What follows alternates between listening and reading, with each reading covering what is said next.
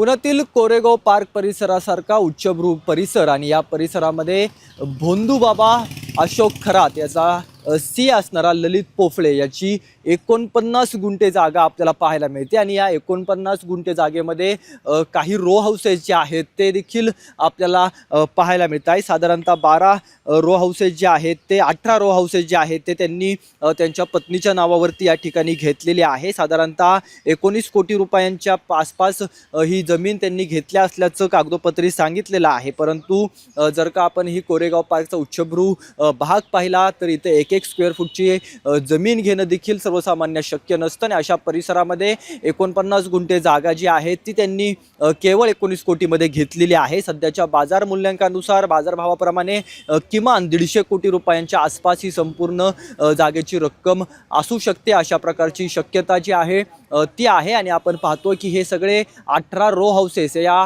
49 गुंठ्यांच्या जागेमध्ये जे आहेत ते आहेत आणि भोंदूबाबा अशोक खरात याचा सीए ललित पोफळे याच्या पत्नीच्या नावावरती हा बंगला जो आहे तो आपल्याला पाहायला मिळतोय आणि या संपूर्ण भागामध्ये अनेक उद्योगपतींचे देखील बंगले आहेत आणि अशा परिसरामध्ये या ललित पोफळेचा हा रो हाऊसेस 18 रो हाऊसेस जे आहेत ते या ललित पोफळेचे आहेत। त्यामुळे ललित पोफळेकडे इतका पैसा कुठून आला हा प्रश्न जो आहे तो सध्या विचारला जातोय, कारण का भोंदूबाबा अशोक खरात याच्या देखील संपत्तीची चौकशी एकीकडे SIT असेल किंवा नाशिक पोलिसांकडून सुरू केलेली पाहायला मिळते आणि अशा परिस्थितीमध्ये जर का त्याचा सीए अशा पद्धतीने इतकी मोठी मालमत्ता शेकडो कोटी रुपयांची मालमत्ता जर खरेदी करत असेल तर यामध्ये भोंदूबाबा अशोक खरातचा तर हात नाही ना।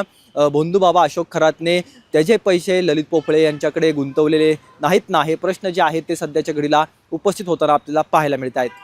कॅमेरा पर्सन दीप मिश्रासह रोहन कदम, जय महाराष्ट्र न्यूज, पुणे।